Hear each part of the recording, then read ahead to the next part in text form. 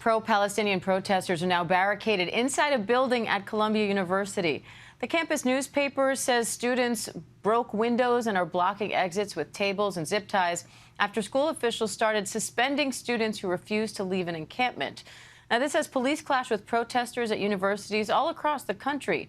Now, some Republican lawmakers are speaking out against these universities, saying anti-Semitism has taken over, while some progressive lawmakers say the protesters are defending free speech. Ike Ajachi joins me now from Columbia University with more. Ike, what's it like there right now?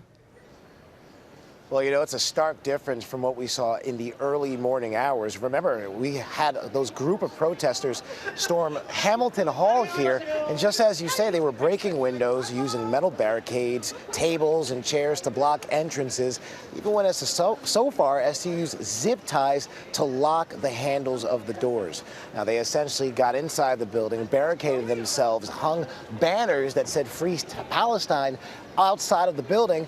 And then here, there were hundreds of protesters essentially forming a massive group right outside the building here. Now, this morning, completely different. As you can see right now, it's completely calm. There are no protesters here. We've been here all morning since the sun rose. No protesters since then.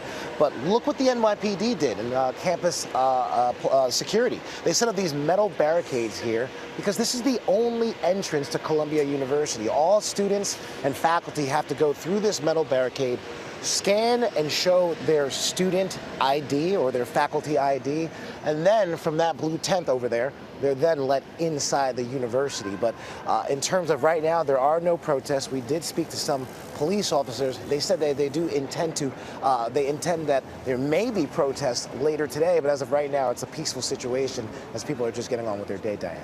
And top politicians are now weighing in on this. Some are calling this anti-Semitism. Others are calling it free speech. How are teachers there reacting? Well, you know, there's been lawmakers, both sides of the aisle, making their way here to the university. And I spoke to a college professor who actually lives on campus here.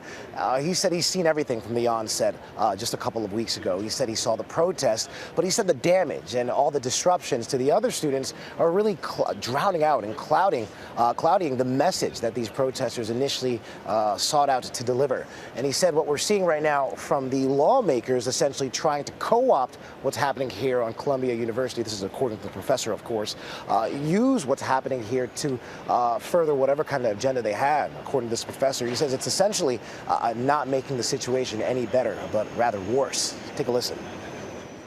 I think it's been really problematic that Congress has gotten so involved. You know, I feel like they set up our president in a no-win situation. No matter what you said in Congress, it was going to be wrong.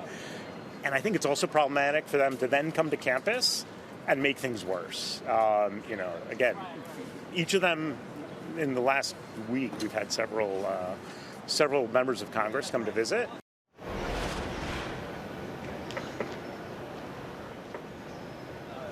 So again, you heard that professor come out and say that the presence of these lawmakers on campus is essentially not making the situation any better, and he just hopes right now that not only does he want the presence of outside agitators, including those lawmakers, to stop, but he's also calling for the encampment to stop and hopefully get the business as usual back on track here at Columbia University, Diane.